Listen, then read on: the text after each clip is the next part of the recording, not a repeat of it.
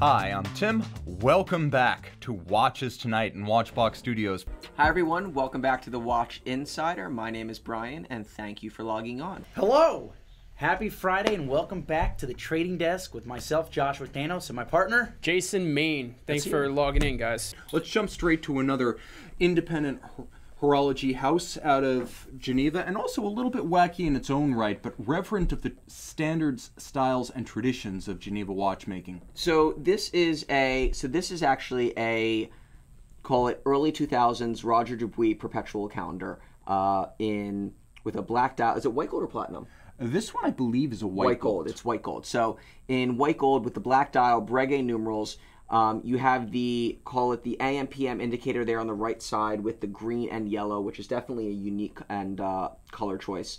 For me, just the layout of the dial is, I think very quirky, somebody would say. And it's reminiscent of, what Roger Dubuis was doing during that time period. And, as I've talked about on the show, these early Roger Dubuis I am a huge fan of.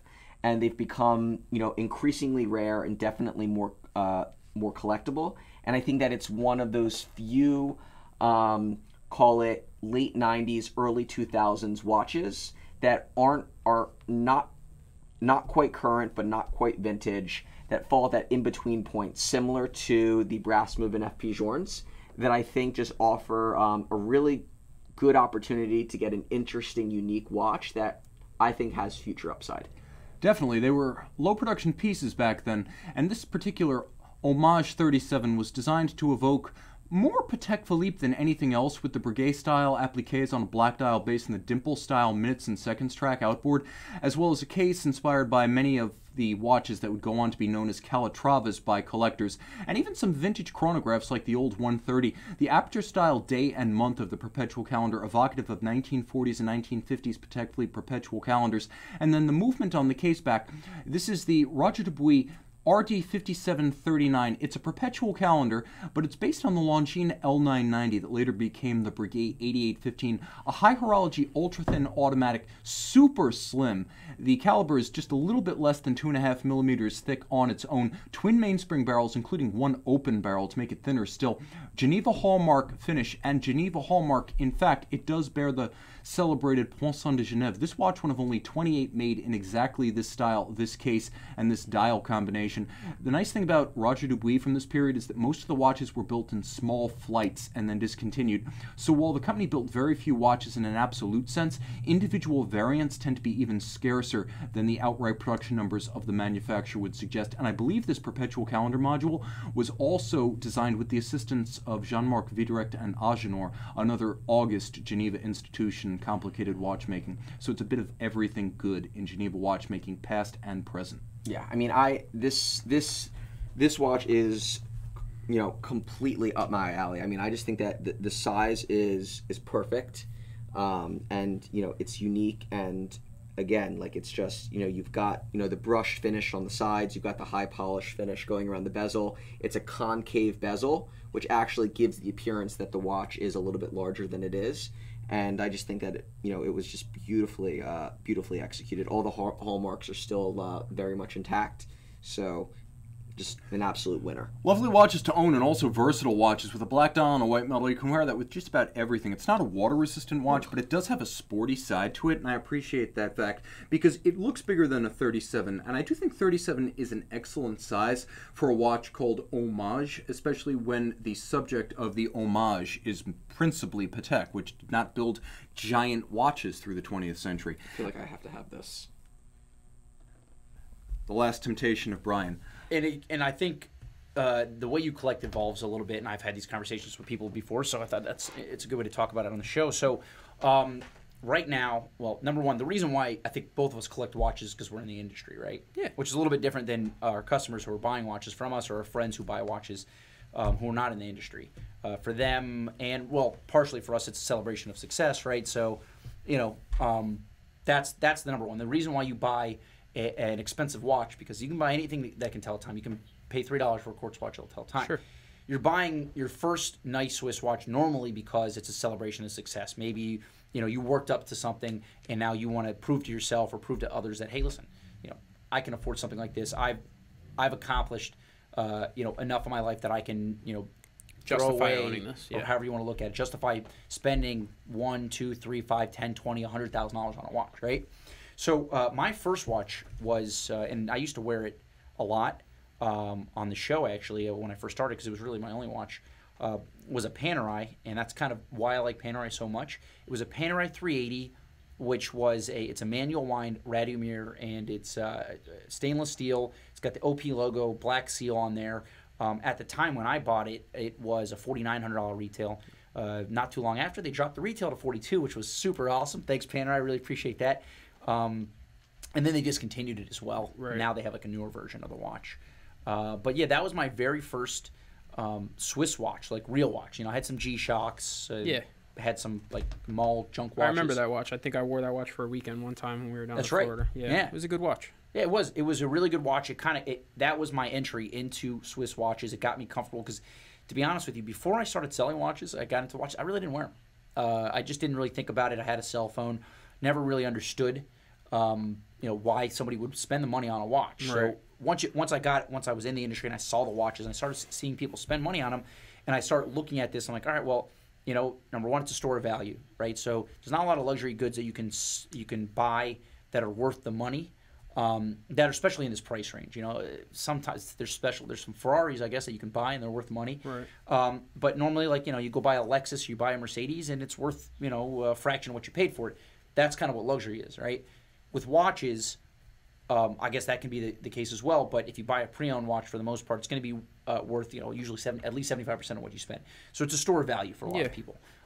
It's also a celebration of your success in the regards that, if I buy a Mercedes, I can't walk into the restaurant and buy a nice steak and have that Mercedes on my wrist, right? Whereas I can carry my Submariner or my gold Rolex Present everywhere I go. So if you're buying it as a celebration of success, that's part of it. Always having it with you, making an impression, looking down your wrist and having a certain interesting feeling about take. Yeah, right. For sure, it's definitely something to think about. I don't, I know a lot of people that are both ways. Some people internalize, like I personally, the watch is for me, and I'm not worried about I give two shits about what somebody it's for me, and I guess technically it's collecting, but I like watches that are wearers. Sure. So I'm not putting anything in a safe. Same thing with knives or whatever. Like I want to be able to use it and carry it. Use your knives? Yeah, all the time. Really? You want to see? So what happened to that jogger that we saw last week that you were yelling at? So for me, it's more about I don't necessarily I guess the celebrating success. It's nice to upgrade.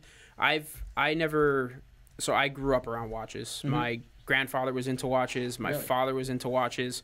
So when I was a kid, I had a digital, Casio on my wrist when I was a little kid, and always had a watch. And one of the very first things that I purchased when my very first job making minimum wage was a watch. It was nothing special, but it was a bracelet watch, and it was analog. It wasn't digital. It was the first analog watch I bought. So, my first Swiss watch, I was actually working in the industry for about a year, I would say, maybe 15 months or so before I actually pulled the trigger. Right. And kind of to get back to what you were talking about, you're a little bit more spur of the moment. Maybe not ooh shiny type of spur of the moment. You like what you like to a baseline, and then if something pops up, it's what you want. Well, some watches come back into fashion. The luxury timepieces on this list have yet to see their genius discovered. Rolex, Patek, Zenith, IWC, they're all here, so we're hitting big brand names. Patek Philippe, first up, foremost name in watches, foremost on our list, and the 1990s were an important era for Patek Philippe and for Russia. In 1997, Patek returned to the Russian market for the first time since Romanovs were still a thing, and the Russian watch series, a nickname but an apt one, was the result. A family of variants based on the 5091 sculpture, unofficially named the sculpture, but it was an apt description as the watch was sensuous, curvaceous, and complex in a way that, well, frankly, even folks of the time had trouble endorsing and embracing. Custom ordered by Patek's then Russian retailer, it was small at 36.5 millimeters, weirdly sculpted, because it is the sculpture, and with a signature crown in gold and authentic enamel. that evoked imperial-era decorative eggs, cathedral towers, or possibly chamber pots. Even in steel, which tends to tone down weird watches, this one was a step beyond, and the Sculpture 59-1A exuded eccentricity and new money exuberance that even 1990s Moscow couldn't quite stomach. So it's weird, it's small, many of them are two-tone and with yellow gold, not rose, and it's still out of fashion even in the land of V12 AMG Geländewagen daily drivers and preschool taxis. So, where does that leave us? I think this one will still find resurrection. That military dial in steel looks cool. And everything that is so badly cliched that it elicits chuckles eventually becomes a sort of counterculture cool, almost subversive. So, 2,700 pieces in total, with 300 of each variant made, means this is a rare watch. If you get that military dial in steel original tritium with only 300 made, you might have something. Not today, not tomorrow, and probably not next year, but I'm gambling for the resurrection of this one someday, perhaps when the Romanovs are reseated. Rolex. That's right, Rolex is on this list. While Rolex's first quartz watch, the Beta 21 5100, was something of a sleeper hit and today is highly collectible, the model that followed has never found love outside of its time frame, and that is the Oysterquartz. So what does cost-no-object engineering, design cued by Gerald Genta at the peak of his powers, not designed by Genta, but cued by Genta's work back then, as well as vintage Rolex aura, extreme rarity, and original retail prices that scraped clouds, what does that buy us in this era? Unfortunately, not much. If we're talking about the Rolex Oysterquartz, the answer is surprisingly little respect, even from hardcore watch cognoscente. Now that is objectively cool. I would make that, along with the Z Blue, my first Rolex ever. But over a quarter of a century, only about 25,000 Oysterquartz Datejust and Datedates were made. And that's from roughly 1977 to 2002. So we're talking a long time and very few watches from a company whose production never amounted to less than hundreds of thousands a unit a year during that period. I would also say this, the movements, if you're a movement guy, you need to consider Oysterquartz. They were lifetime calibers, designed to spare no expense. COSC certified quartz, that is still rare today, and thermocompensated, rare at any time, jeweled, watchmaker built, watchmaker adjusted, watchmaker serviced, with a Swiss lever locking escapement that stopped invariably every time on the index as the second ticked. It was a traditional Swiss lever, that's right, and it featured modular stepper motors so the motors could always be pulled out to service the caliber over time. They could even be rebuilt by microelectronics experts. The 5035 and the 5055 pair had it all, except respect. So today, these trade at $3,500 to about $13,500, just depending on whether you want a two-tone Datejust Oysterquartz or you want to go whole hog on a white gold Datedate. These are buys right now. You will not find a more appealing, scarcer, and quirkier vintage Rolex option going. These will take off someday. That time is not yet, and that's to your advantage. Okay, IWC, two sweeties that deserve better. First, the 1985 IWC Da Vinci Perpetual Calendar Chronograph. This one had quite a supernova impact when it bowed.